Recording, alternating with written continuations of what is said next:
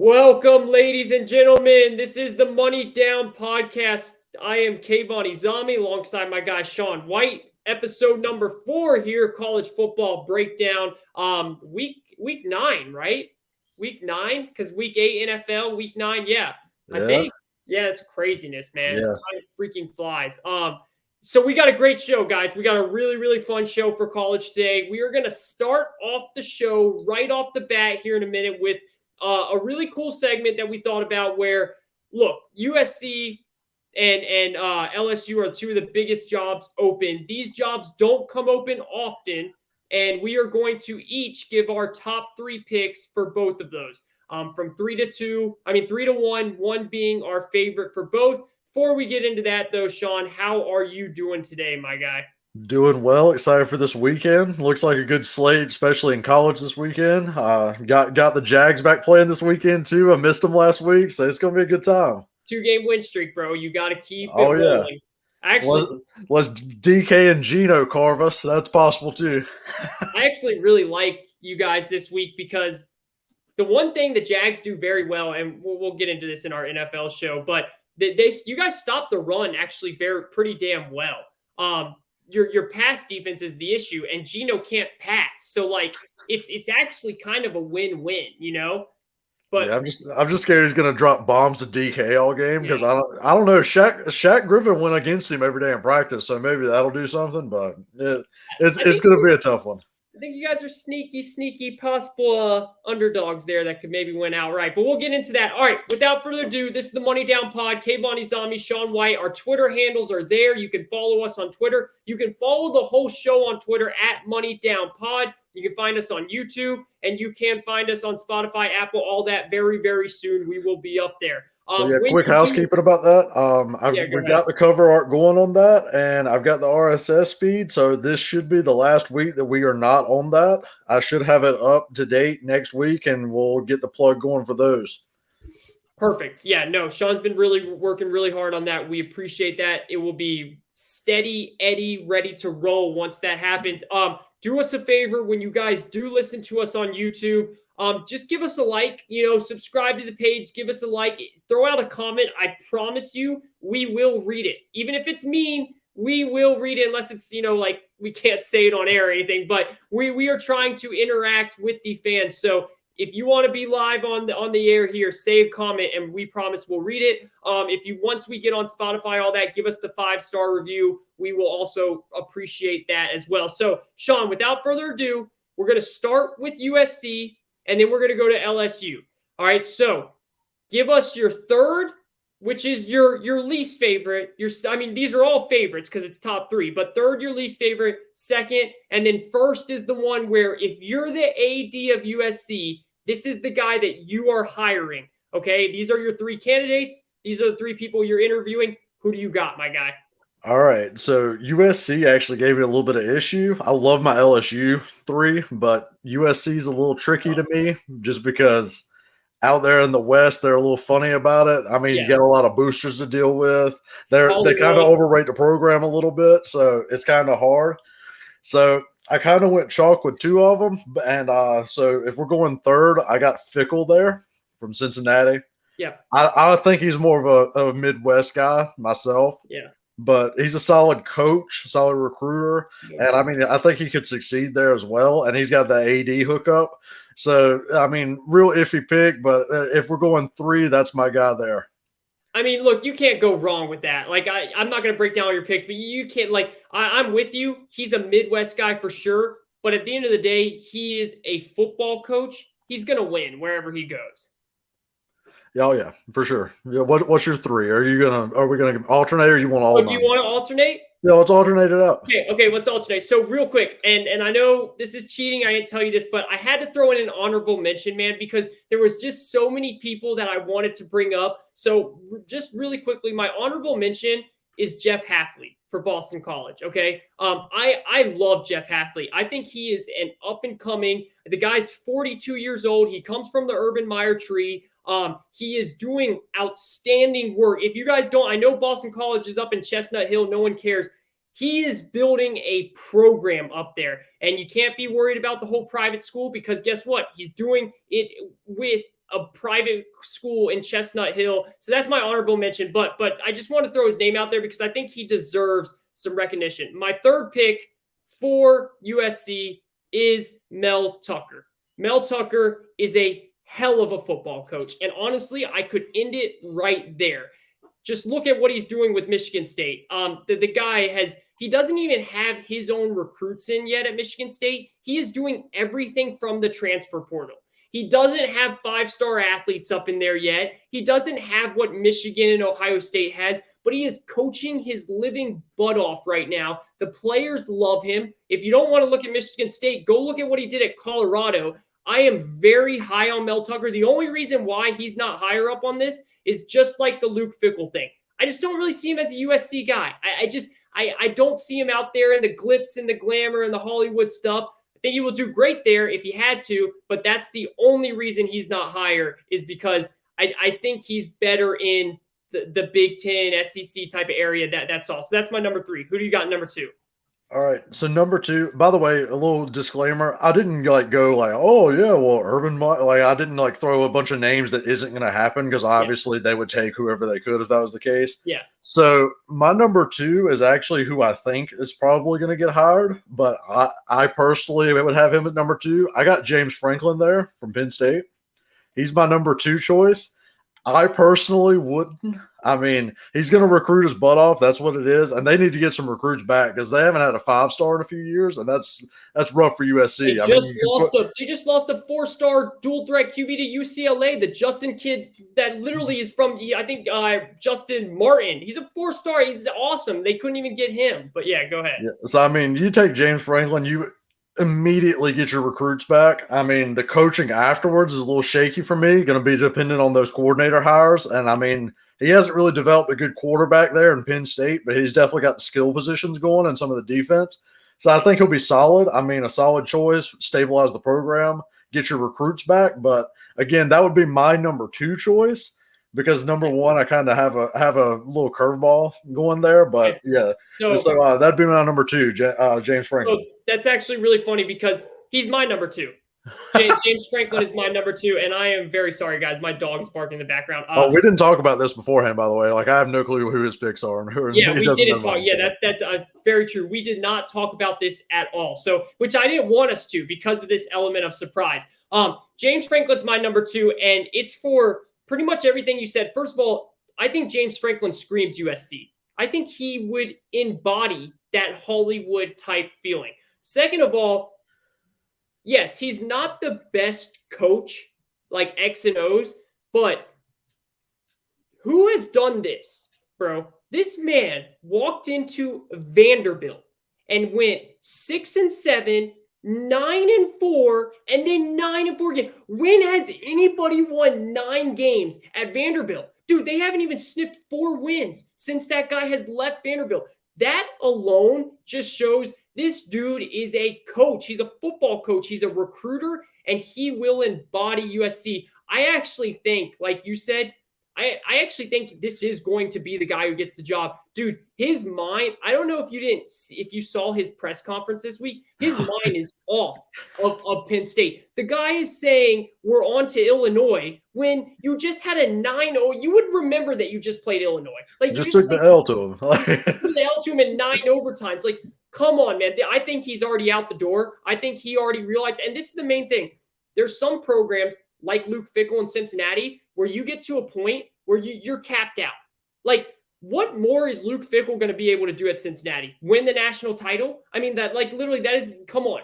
Penn State, as great of a program it is, you have guys like Ryan Day and Harbaugh and Mel Tucker now. I don't think James Franklin can get over what he has done. And if that happens, then you're just going to start to see him drag down a little bit. You have to know when to leave at your most opportune time. This is it for James Franklin. He should take this job. That's my number 2. Yeah, he should. And honestly, some of that news though, are you a little worried that USC might not take him after losing to Illinois like that? I mean, USC, I'm gonna be honest, they overrate their job way too much. Yeah. Like they're a little unreasonable with some of their stuff every now and then. They are. And you're right. I don't think that they're not going to take him. I think that they would, because I don't think that they really know who else they can get. But it is something to watch. All right, who you got with All right. one? I'm gonna laugh so hard if you like come up with the same name as me. But so I went with the not flashy guy. I went with the straight football coach that I know would succeed, and that's Jonathan Smith at Oregon State. Wow. I like him a lot. Wow. I mean, do you I see how love they're that playing? pick. I love that pick. I mean, he's got Oregon State out there balling. I Oh my mean, God. and He's got to be Oregon State amazing. never balls. Like, That's a really good pick. it took him about 3 years. He has a really good staff. He's proven he could build a really good staff. And I mean, he got his guys in there and they've improved every year, year after year. And now they're looking good right now. And I mean, if he stays there, I feel like they'll end up being a good program, but obviously a bigger job will hire him at some point. But I just think you might as well just go get him. I mean, they threw a curveball when they got Pete Carroll. I know he's not a flashy personality like LA likes, but I think he's going to come in and get the job done if he does. And he's recruiting at Oregon State, so I mean, obviously he'd know how to recruit at USC. I like him for the job. He's my pick, and I mean, a lot of USC fans wouldn't think it was flashy enough, but that's until who 2 I years like. in when he's winning. I think that is a awesome pick. And if USC was smart, they would have hired him yesterday. The only problem is, like you said, USC unfortunately has this mindset where they can still get guys like Mike Tomlin and stuff like that. And that's a problem, man. If they just really looked right up north there, I mean, dude, that is a home run. I love that pick. That's a really good pick. Now, for my first pick here, Shawn said his whole caveat of he went with guys that he thought was realistic. I went with guys that I strictly would want to hire. And Shawn, this is Urban Meyer. And listen, this is why, man. And I want to preface by saying this, okay? I want to see Urban Meyer succeed in the NFL with Trevor. Like, I don't think he is going to leave this pick. I'm just putting it, if I'm the AD, who is my number one choice?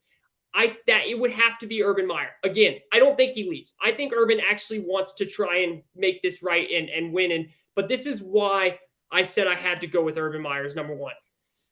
Urban Meyer would create what Pete Carroll created. I mean, it's just that simple, because Urban Meyer would be the first person since Pete Carroll. And I actually think you can argue that Urban Meyer is better at recruiting than Pete Carroll is.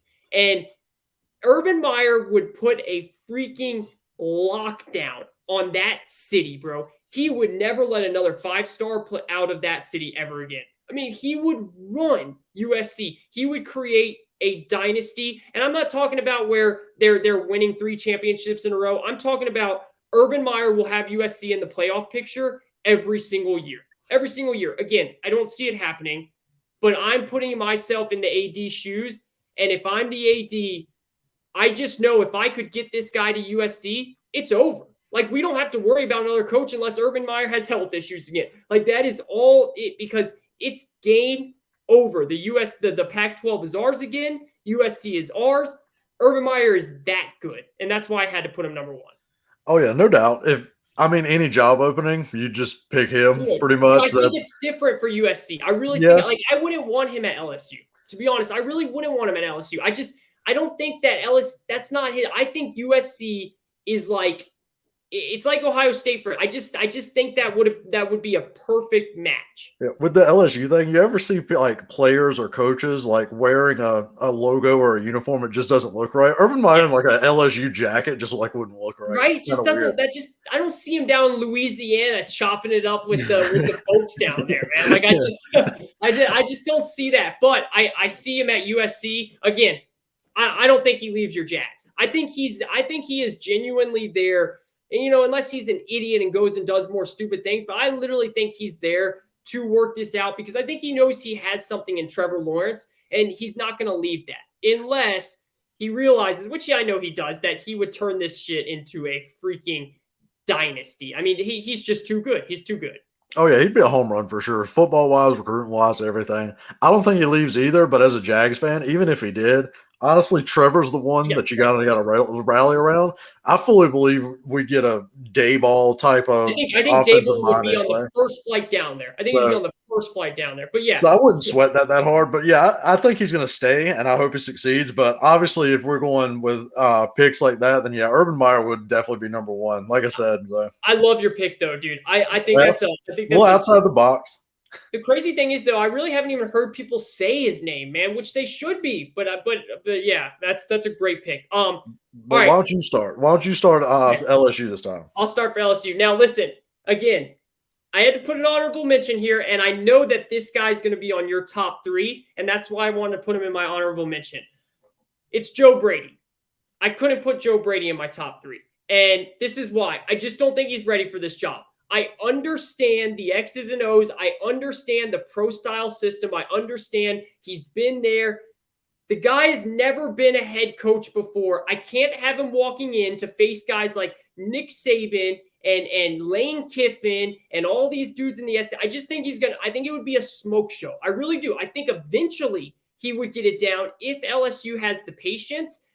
I just can't put Joe Brady. He's a smart dude, and he is going to be great when he becomes a head coach. I'm just worried putting him in LSU as his first head coaching job. That really worries me. And I know you're going to have him, so we'll get to that. At least I think so. My number 3 is outside the box a little bit. It's Billy Napier. All right. It's the head coach of the Louisiana Raging Cajuns. Look, right away, LSU fans, they just did what USC fans did when you said Oregon State. They probably did it worse. They just said, what the hell is Kayvon talking about? Guys, Billy Napier, first of all, has already been offered 2 SEC jobs that we know of, including one was Auburn last year. He turned down that is facts. Like we have seen that reported. He turned down the Auburn job. So LSU teams clearly want him. Second, he knows Louisiana better than anyone. I mean, he has recruited the state of Louisiana. He knows every high school coach. He knows where every hidden gym is. He knows where all the talent is. Billy Napier's a damn good football coach. He has done really fun and good things at Louisiana Raging Cajuns. I think LSU will interview him, and I think that they will look at him strong. I don't know if he ends up getting it because I think there's going to be some other bigger name people out there, but there's a reason why Billy Napier didn't take the Auburn job. He believed, in my opinion, that this was going to happen, and he believed that LSU was going to give him a shot, and I think they are going to give him a shot at an interview. And I really like the idea of him being their head coach because of what he's done at freaking Louisiana Raging Cajuns, no offense, and his ties to the area. Yeah, that's a solid choice. He's not on my list, but I should have thought about that, honestly. But I just have a different 3. Actually, I'm going to surprise you a little bit. Joe Brady is an honorable mention for me as well. Oh, wow. I didn't put him in the top 3. Just the reports that he doesn't like to recruit, kind of wants to be an NFL guy. It kind of was like, okay, well, if he wasn't doing most of the recruiting, which makes sense, Eddie O could recruit. Like, that wasn't his issue. Yeah, no doubt. So, I mean, if the guy wants to just dial up plays, then by all means stay in the NFL. So I kind of put him as an honorable mention. And you can make a great living doing that. So, yeah, no, I respect that. Yeah, my number 3 is actually kind of like out there too. Like you said, it's kind of like my number 1 for USC, but I went more known as the top 2 for LSU. So my number 3 is actually Jamie Chadwell out of Coastal. Yeah. So the way his offense is running at Coastal and what he's doing at Coastal, I mean, put him on LSU with that skill talent, all that. Real quick, talk about guys that don't look like they fit. Jamie Chadwell looks like he fits down at LSU, bro. That looks like, I mean, I could see him down at LSU. Yeah, and he's like, and his staff is solid too. I mean, the offenses they're coming up with at Coastal are insane. I mean, put it with the LSU talent, and you've got something there. His staff is nice. Like he'd bring his staff along with him, a lot of them. Yeah. He'd just be a solid pick in my opinion. He's up and coming. He's going to get a big job here soon. And I mean, why not just take LSU? He's been recruiting down there. He's at Troy for a while and all that. He's been in the South, so he knows what's going on in the recruiting grounds. He's at Coastal. He's Coastal Carolina, so he knows what he's doing. I just think he's a solid choice at 3. I mean, and he's one of those underrated, under-known people that you wouldn't think about, but he's my number 3 choice. No doubt. I think he's going to be up for numerous jobs this offseason. And the question is, which ones will he take? And I think LSU, that's a really good one. I like that one a lot. All right, my number 2 is Dave Aranda, Baylor's head coach. Look, everyone knows, and again, this is not a glitz and glamour guy either. He was the defensive coordinator for LSU during the national title run. I understand LSU might want to go offensive here, and that's the one thing why I don't know if they'll do this. But dude, he's a good football coach, man. What he's doing with Baylor right now in 2 years is incredible. He's already gotten a lot of good talent in there. He's winning football games without all of his guys there already. He's already built a defensive style team in the Big 12. Imagine what he would do with that LSU talent, with those big defensive backs, with those linebackers. I just really think him knowing the area, the fans loving him, like the fans understand what he's done for them at being a defensive coach. I think that they would welcome with open arms. I really like Dave Aranda. I'm very high on him. You know that with how high I've been talking about Baylor. I like his idea. Again, I do think they might want to go offensive, so I don't know if they go this route, but Dave is a hell of a football coach, and I like him a lot. Yeah, that's a solid choice for sure. And he's been making Baylor look real good. I think we're going to discuss that just a little bit later on, maybe about that Texas Baylor game. Yeah. So, I mean, Baylor's been solid for sure. And that's a solid choice at number 2. I like that a lot. So I'm gonna go ahead with mine now, and it's gonna be funny because it was your number 2 for the last one's Mel Tucker. Woo, baby. I think Mel fits better at LSU than USC, just in my opinion. He seems more like that SEC type coach. And I mean, everything you said is the same thing. It's the truth. He made Colorado look good. Look at Colorado this year without him. I mean, God. The dip. I mean, it's just. And then Michigan State now with none of his recruits, and they're playing really well. That's going to be a very, very close game, I feel, on Saturday between them and Michigan. Yep. I mean, he's doing it with transfer portal people. You give Mel the right talent, Mel's going to have it going. He'll hire good staff. It'll be good. He'll be able to recruit down there. So he's a solid choice. He was my solid number 2 choice right there. Yep. And look, I hate to beat the bush. Mel Tucker's my number 1. Mel Tucker's my number 1 for LSU. That's what I put him at 3 in USC because I didn't like him there, but I liked him there because he's that good. I love him at LSU. I love him right now. If I was the AD and someone came up to me and said, obviously you take out the Sabins and the Ryan Days and stuff, Lincoln Riley, who are you hiring? I'm hiring Mel Tucker. I don't care what he is my favorite coach right now. I am so impressed with what he's doing. And also, dude, he has this thing about him. If you watch the way he talks, he just commands the room. He commands the room. The players clearly love him. If I'm LSU, bro, I am going after Mel Tucker big time. Yeah, I feel that. Like I said, he's my number 2 choice. So it's solid. And my number 1 is kind of like your last number 1. It's more out there, but I still think it would be super spicy if it happens. Can you guess who it is? I have no idea. Number 1, Lane Kiffin. Gotta go after Lane. You gotta at least ask. That would be talk about the storylines. Oh my goodness! You gotta at least ask Lane and see if, and you gotta make him turn you down at this point. I mean, he's definitely matured from those USC Tennessee days, and his offenses are some of the best in the country. Yeah. I mean, they give Saban fits. And, I mean, you never know with Ole Miss, maybe challenging him every now and then. He challenged Saban every year at LSU. Without a doubt. And, bro, that rivalry with Kiffin and Saban, LSU, Bama, I would love that. I would absolutely – and I agree, man. I don't even worry about the whole immaturity with him anymore. Like, he's over, dude. He's such a calm dude now. He doesn't react to anything. We know he can recruit. There's no doubt about that. And his offense changed Bama's program. I mean, Saban would have eventually dapped anyways, but Kiffin was the one that really helped him get to that point. Yeah, you have to make him say no.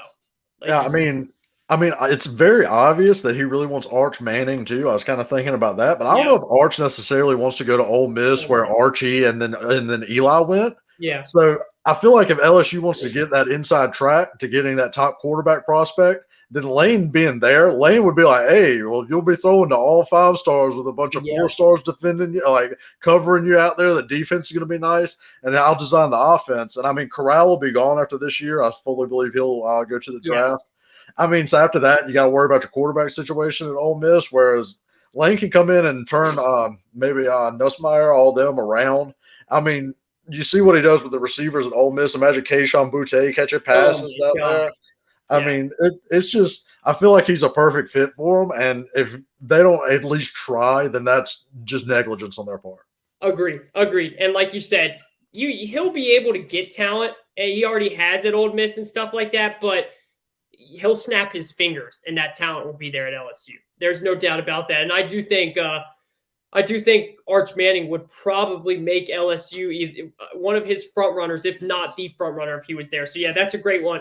Awesome. So that was our top three. We thought that was a fun segment. LSU, USC. I do think the one thing that we said, I think James Franklin is going to be the guy at USC. I'm like 90% positive it's going to happen. A quick 5-minute thing, maybe. If James Franklin does leave for one of these jobs, who you have taken Penn State? Luke Fickell. I think for sure. That's who I like. That's where, you said you don't really see him at USC. Same. I think Luke Fickell is perfect at Penn State. Yeah, I was going to say, I feel like Fickell fits that perfectly. I think he would be dumb. I think he would be dumb not to go there. Yeah, because this is the year for Cincinnati right here. Because Ritter and Sauce Gardner and their DN is going to be gone after this year. Yeah, you're not going to be able to. If they make the playoffs, he's never going to be able to beat that. Like, you have hit the pinnacle at Cincinnati, unless Saban and Ryan Day and everyone retire, and like they don't, and Alabama and all those guys hire dumb football. Like, you're not going to be able to beat that. So again, agree. I was going to throw a weird name out there for Penn State, too, just to keep in mind. What if they went after Bill O'Brien again? They could, man. I actually saw Bill O'Brien on some list for USC. Like, people saying USC should go after Bill O'Brien. Yeah, so that'd be a curveball. Yeah, they could. I mean, that would be interesting. Would Bill O'Brien take that? Does he want to? I mean, I know he's in the college game right now at Alabama, but I don't know if he wants to get back to the NFL or not. I don't know if anyone's going to ever offer him a job back at They damn sure ain't going to offer him a GM spot. He ain't going to have no control over the players. He really did screw that up. And you know what, man? You know what he did? He got GMs pissed off because the thing that he did for Hopkins, and this is going off a rant there, he screwed up the Falcons because he traded Hopkins for such a weak return. The Falcons couldn't trade Julio for anything, right? Like, you could not trade any. It was a couple years ago where Amari was getting a first-round pick. Odell was getting a first-round pick. Then we went from DeAndre Hopkins to Hopkins getting a second. Like, he ruined the trade market for wide receivers. And so GMs and owners are pissed about that.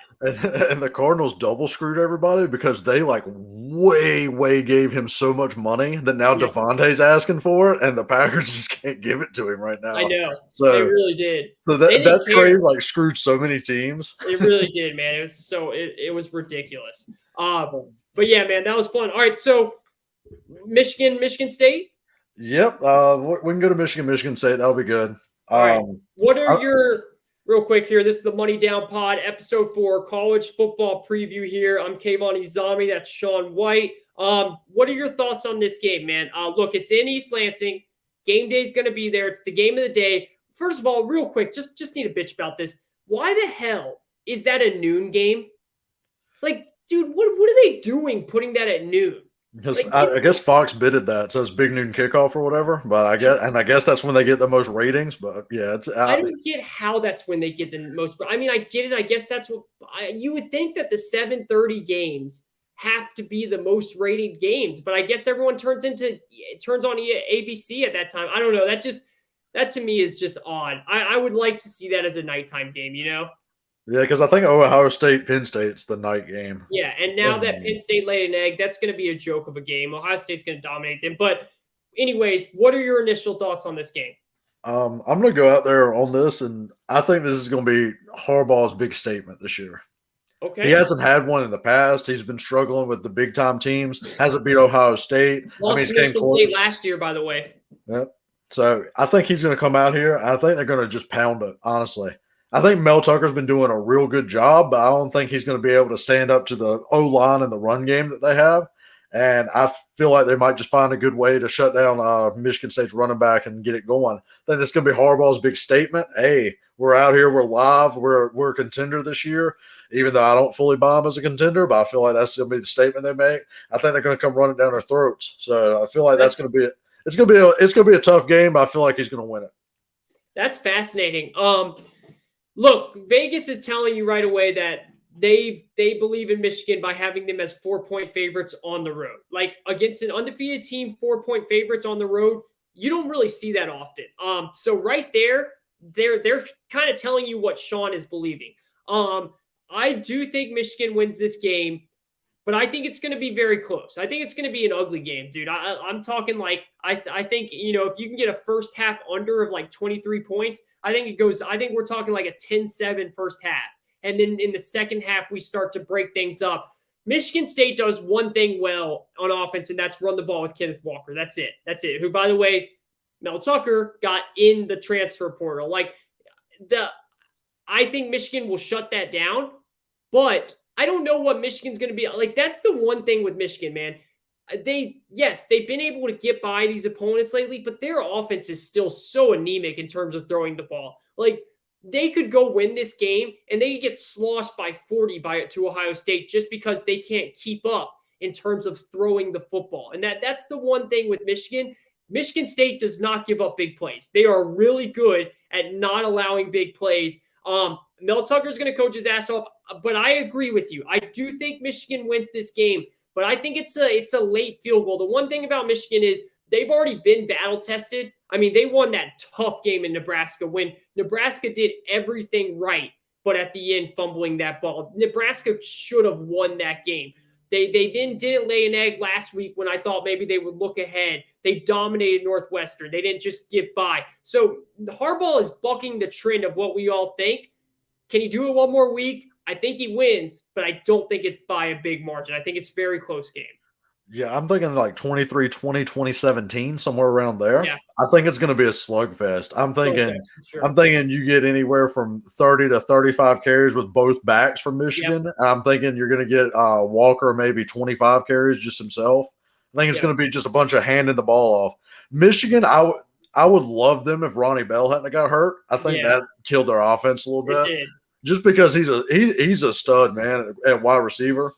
Him getting hurt that first game, it felt bad, man, because that was going to be that downfield threat that loosened it up. Yeah. And now they just don't have the receiving core like that afterwards. But it's going to be an old school game. So all the people that cry about the spread and throwing the ball too much, this is going to be the slugfest you want. So it'll be good. Yeah, this is the game that Dave Gettleman tunes into because of all the hog mollies up. I mean, that's what this game is about. It's about the O line and the D line. Whoever can win the O line and the D line, which I do think Michigan will be able to, they're going to win. But I mean, I really do think it's going to be ugly, where it's going to be like a last second field goal type win, and I think they'll end up doing that. They'll do just enough to get by.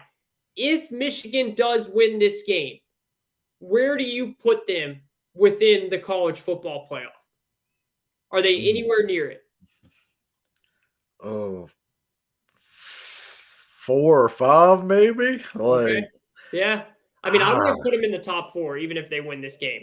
But I would put them right outside. I think the committee will put them in.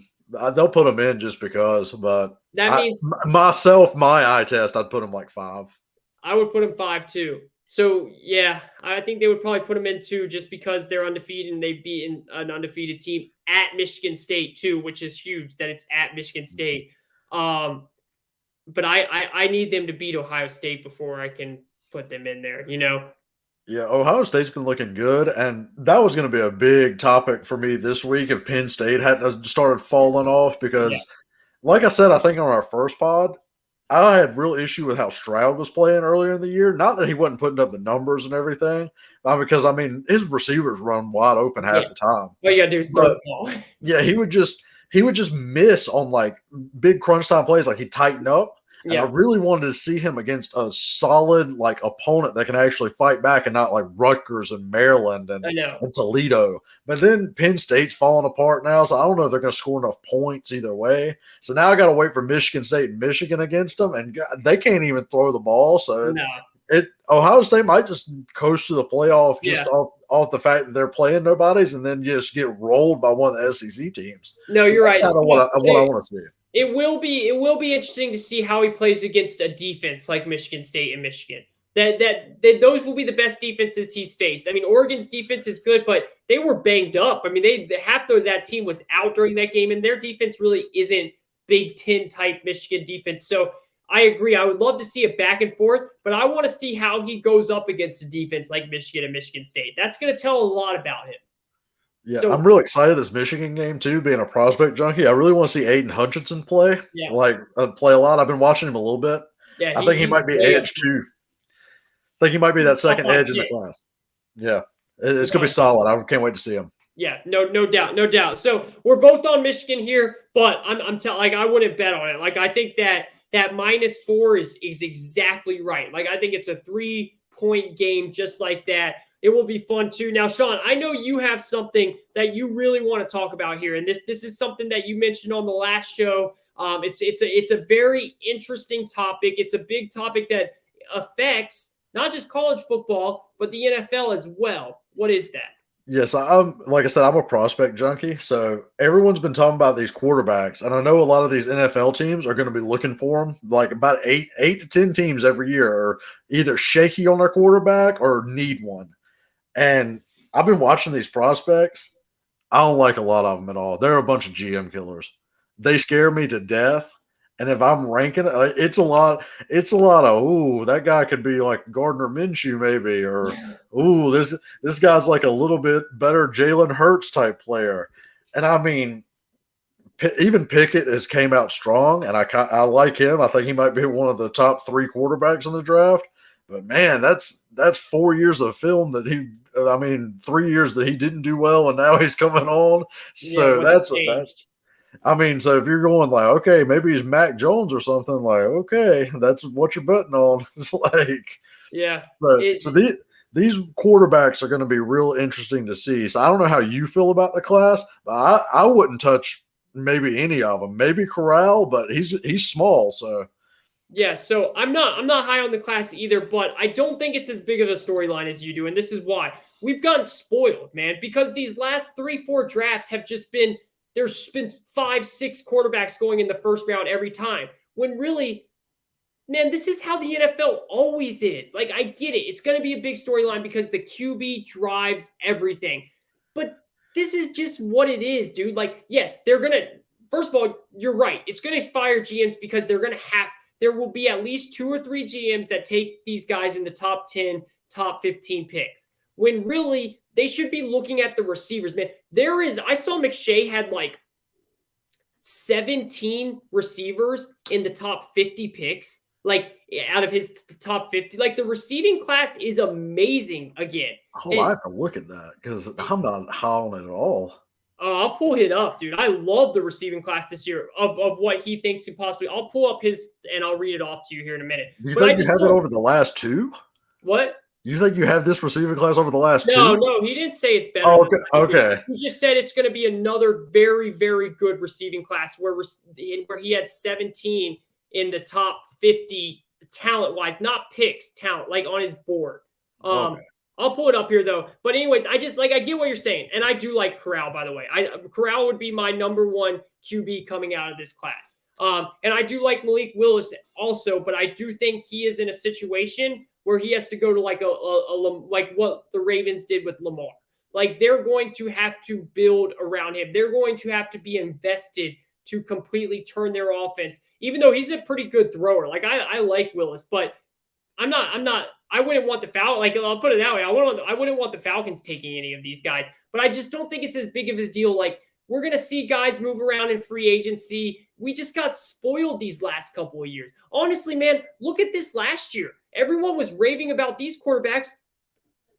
Is Trey Lance going to be a GM killer?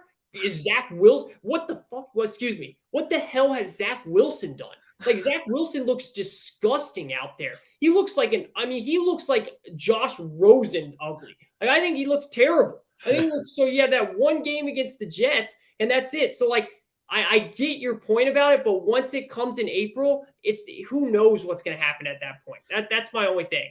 Go Yeah, ahead, no, Mark. I feel that. No, I feel that for sure. But yeah, that's what worries me about Matt Corral because I think his comp is Zach Wilson. So it's like, woo. I mean, he's kind of like him. He plays a lot like him, just in the SEC. But Matt Corral has a different type of toughness about him. First of all, Matt Corral can run that ball, dude. And he's a physical runner, which actually might be a detriment to him because he tries to truck too many dudes, man. Eventually he's going to get hurt. I like Matt Corral's toughness. His accuracy is not the best. I do think he has a decent arm. But again, like I'm with you. Like I'm not saying I would want any of those guys on my team unless they're sitting for behind Ryan for a couple years and still, you know. Oh yeah, on your Willis point, the only way I take Willis in the top 10, and this is a very big if, because you made the point for me, which I was going to bring up, is if you have an opening and you hire Greg Roman as your head coach.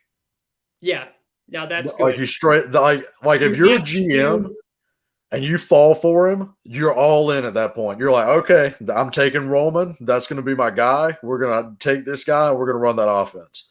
So that's the only way I take Willis. But yeah, Carson Strong, I've watched him through 2 games. I think he's like a stronger arm Minshew type guy. Like, I mean, he's solid, but would I want to build my franchise around him in the first round? No. Don't even talk to me about Slovis. Get him out of here. Like he's a 3rd round, 4th round pick to me. Yeah, no, Slovis, dude, I hated Slovis even a couple years ago when people thought he was going to be incredible. Slovis is not. He is actually a GM killer. There's no doubt about that. I need to watch more Carson Strong. It's hard to judge him against these teams he's playing out in the Mountain West, and you know, no offense to those teams, but I know I also do like Kenny Pickett, by the way, but again, that worries me that he's having one really good year now. Like, what is it? And look, sometimes that happens, man. I mean, Joe Burrow. Burrow and Mac. Yeah, exactly. You know, they hit and it goes and it happens and you get really lucky there. So all I can find right now though is in his top 15, and this is not his draft, by the way. This is just his big board. His top 15. I can't find the rest. He has Garrett Wilson, Chris Olave, Olave, and Drake London. And then he has that as top 15. And then, man, I'll try and find the list when we do our next show, and I'll bring it up. But who's the dude from Arkansas? That guy's a really good receiver. Yeah, Traylon Burks. Yeah, Traylon Burks. I really like him as well. I really like Drake London, man. Like I think Drake London can ball. Yeah, you're right. But again, we're also spoiled in that realm too. Like, dude, the last 2 receiving classes have been amazing. Maybe the best ever.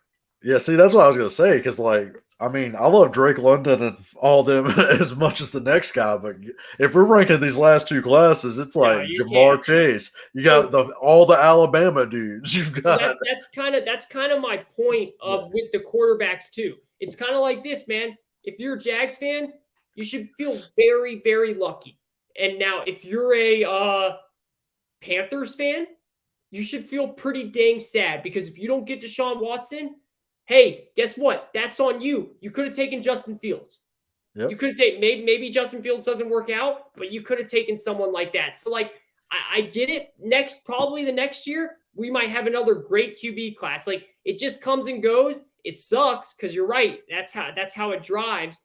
But that's what it is, you know? Yeah. Well, my whole thing is like this year. Well, okay. So last year coming into it, we all knew the Jags and the Jets needed quarterbacks. Yeah. So the quarterback class being really good was like, okay, those 2 need it. Everyone was still kind of on Garoppolo. He just got injured a lot. So nobody really thought that. I mean, Tua just got drafted, so it's not like the Dolphins had a big need for it. And everyone knew the Bears was done with Trubisky. So it was like the Bears and all them, and then the Washington football team everyone thought would kind of go after one. But it was a good amount of quarterbacks there and the Patriots. Yep. And all those teams, except for Washington and them, ended up with it. This year, I feel like there's like 8 to 10 teams that's looking to move quarterbacks. The Steelers, the Washington football team, the Dolphins are iffy with Tua. You've just got a ton of teams that, I mean, are the Saints sold on Jameis? Like, such bad planning by these teams. Like, what are the Steelers doing? Waiting until the last year to to do something like this, So that I feel what you're saying on that about it being an ebb and flow of quarterback play, because I've noticed the scoring being down. I brought this up to you like the first 3 weeks of college football. The scoring's down. It's because there's less good quarterback play and receiver play, and they all went in the draft the last 2 years. But it's just such a huge gap of quarterback needs now, and everyone's going to be looking to the draft to solve them, except for maybe a few that might take a flyer on Jimmy G or something, and it's just not there. No. These quarterbacks are going to get a bunch of these GMs fired, and it's gonna come back to bite them. So no doubt, and again, it's just such bad planning by these teams. It's a great point, man. It's going to be a fascinating thing to watch. The most fascinating thing to me to watch is who's going to be the one that stands out. Every single year, one quarterback everybody falls in love with. Everyone, it just jumps out. This year, it was Zach Wilson, because you can't count Trevor, because Trevor was already obviously the number one pick. So it was who's going to be the next guy that everyone fell in love with. It was Zach Wilson. For me, it was Trey Lance. I said I was going to take Trey Lance before Zach Wilson. That's just what I would. I was more on Justin Fields within both. Yeah. Yeah. So this year, who's it going to be? Is it going to be Kenny Pickett? That's what I'm going to be interested to see, because they're all iffy. Who's going to be the one that jumps out and kind of sees where it goes from there? We got a long way before that happens. Oh yeah.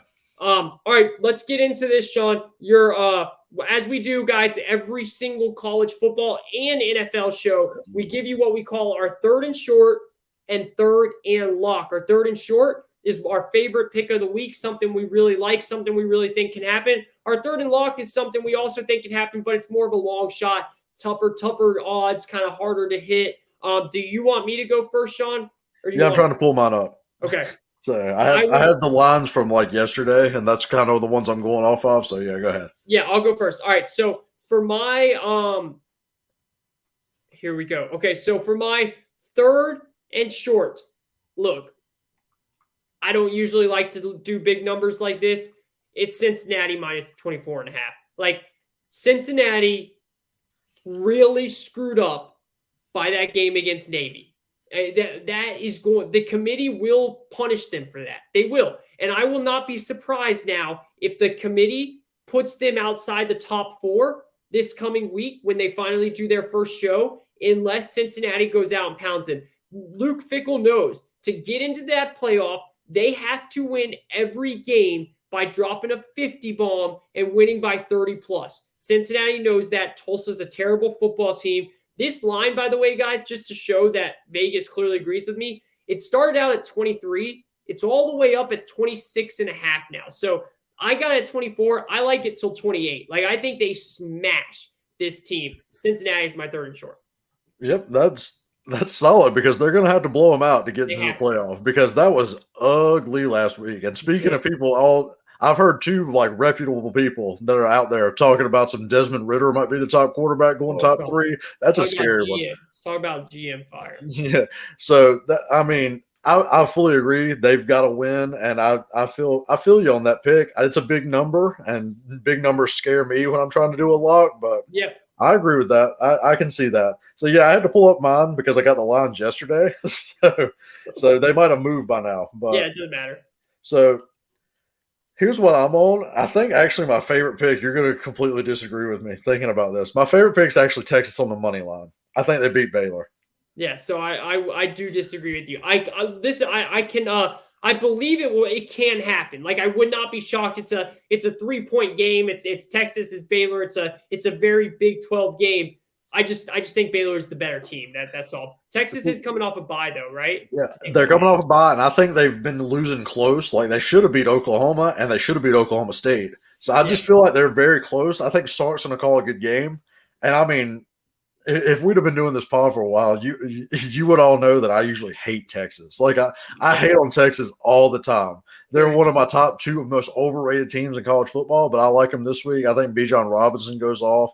I just feel like they're going to have a good week and cover it up. I actually have some other picks that I'm like really in on if you want to talk about them right quick. Yeah, go ahead. I actually have some more that I wrote down too. What are yours? So yeah, I'm huge on UCLA plus 6.5 against Utah. I think they just win.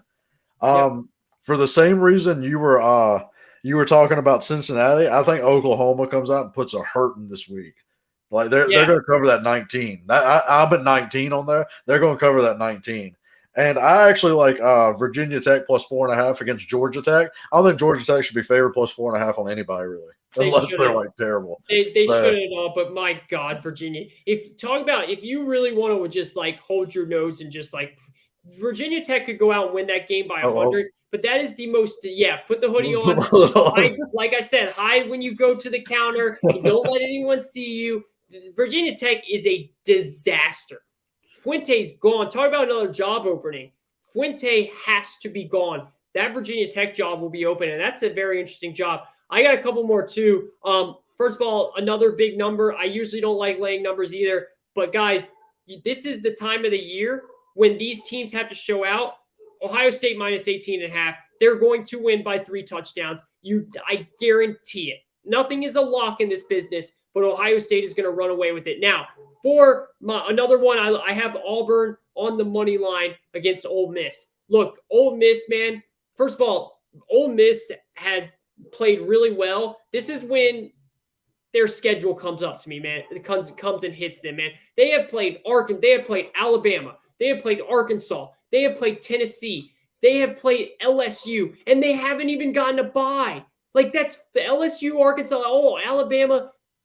Finally, they're just getting – Auburn's coming off a bye. I think Auburn wins this game. Also, I'm very impressed with Auburn's first season under their new coach. Another one, last one here. This is for all my comp. Look, I'm a big Conference USA nerd. All right, I'm that guy that I'll stay up. Bro, I watch UTSA. They're undefeated. I watch UTEP. UTEP plus 11 against FAU Florida Atlantic. UTEP is undefeated.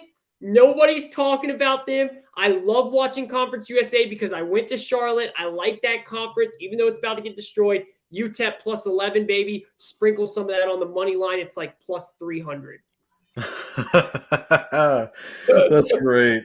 That's so good. That's the degenerate special of the weekend, bro. So yeah, if we're talking about that, I'm real big on Fresno State this week too. I like Fresno State a lot. I actually really like that game too. San Diego State's had a good run, but they played. This will be the toughest team they've played. I mean, Jake Hayner will get drafted somewhere, maybe like rounds 3 through 5, somewhere like that. He's a little small, but he's like, no doubt. Like college football, it's all about the big names. I'm all about. I love staying up at 10:30 p.m. and watching Mountain West and Pac-12 and freaking Conference USA. So I've watched Fresno State and San Diego State. Like, Fresno State's going to win that game. You want to talk about degenerate? You'll catch me watching Arizona at 10:30 at night out there watching terrible football. Just watch them get blown out. 3 points the whole game for them. Hey, for my third and long, Florida plus 14.5. Listen, against spicy. Georgia, down in Jacksonville, it's the Cocktail Bowl, and this is why. I do not think that that Florida wins this game, and I would not be shocked if they got blown out. Dan Mullen is a big game coach. I believe that. He coached big in the SEC title game last year. They that close to beating Bama. They just couldn't stop them. They lost by 6 against Bama when Bama had all of those players, and they ended up winning to go on to win the championship. Like, I know that there's a lot going on with Dan Mullen right now. I truly, and this is a whole nother topic, I think Dan Mullen thought he was going to get an NFL job. I don't think I really thought he was going to, and the NFL seemed to push back and didn't think he was ready. He doesn't seem very committed this year. Something's just been off with him and his team in some of these games. But I think he gets his boys up this week. I think they had a bye. I think they're ready to roll. I think that they can keep this game somewhat close, or at least get a backdoor cover, 14.5. I wouldn't play it at 13.5. I wouldn't play it at 14. But since I get that 14 hook, that's it. Yeah, I'm completely against that. Yeah, that's fair. Again, look. It's your third and long, so it's understandable. It's got to be something like that. I don't see them scoring hardly. Like, it's a risk. 10-14 maybe, because Emory Jones ain't moving the ball on Georgia. I think Anthony Richardson's gonna start, and I think I don't see him moving the ball on him. I think he's gonna throw picks. Better than Anthony Richardson. That I know we disagree on that, but I do not. I'm not, just because Anthony Richardson looks like Cam Newton. Everyone's like, oh, he's so good, but that's a whole nother topic, another day. Look, again, it's a third and long, and it's gonna be tough. Oh no, agreed. But what is Georgia's offense so great at? Like running the ball, that's it. Like Dan Mullen gets up for these games. I've seen it in the past. He can get his team up for this game.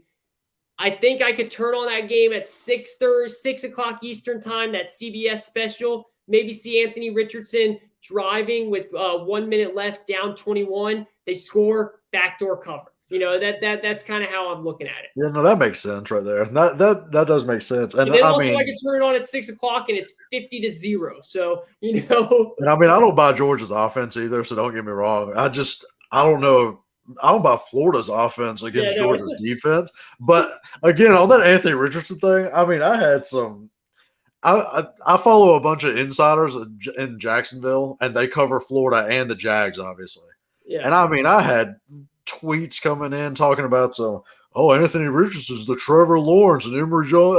It's like, dude, Anthony Richardson ain't nowhere close to no Trevor Lawrence. He ain't close to Cam Newton either. So y'all can stop with that. Like, that's really dumb. I mean, Florida fans get delusional too a little bit. That's what's so great about college football. You get some delusional fan bases. Yeah. And speaking of delusional fan bases, how is Nebraska a -7.5 over Purdue? Is that your third and long? Purdue's going to beat them. So yeah, that's one of my third and longs. Okay. I can hardly even consider that a third and long because I think that's like easy money. I don't trust Nebraska whatsoever, especially no 7.5 points. Yeah, 7.5 favorite is. So a more so third and long that I do kind of like that's actually a third and long is Miami +9 against Pittsburgh. I like Miami too. I like Miami. That's that old school handicapping. Pittsburgh coming off their biggest win ever in that era. That Miami could play spoiler 2 weeks in a row to ACC teams. So yeah, that's a good one. Anything else you want before we get out of here on this? No, I just like them to cover, and I feel like we got it figured out for this week on college football, and we'll be back next week. The playoff rankings come out next week, right? Tuesday, baby. It'll be a big show. It'll be a big show after that. That's literally all we're going to talk about next show. That is by far the biggest storylines, and of course, if there's some big games, but that will be everything of next show. We'll go through the whole top 25. So give all the scenarios, all that. All right, this was the Money Down episode. This is Money Down Pod episode 4. My guy Shawn White. I'm Kayvon Izami. We appreciate you all tuning in. Find us on YouTube, Money Down Pod. Find us on Twitter at Money Down Pod. Again, like Shawn said, we will be on Spotify and all that by next week. Right? Oh yeah, for sure. Next week for sure. I have the details hammered out. I just gotta, like I said, put them all together now. It was doing a bunch of stuff at once. Put them all together, and we'll be good to go next week. And catch us on the NFL show. Yes, we'll be having that NFL show come out here shortly, and we will see you guys then. Thanks for following along. Talk to you next week.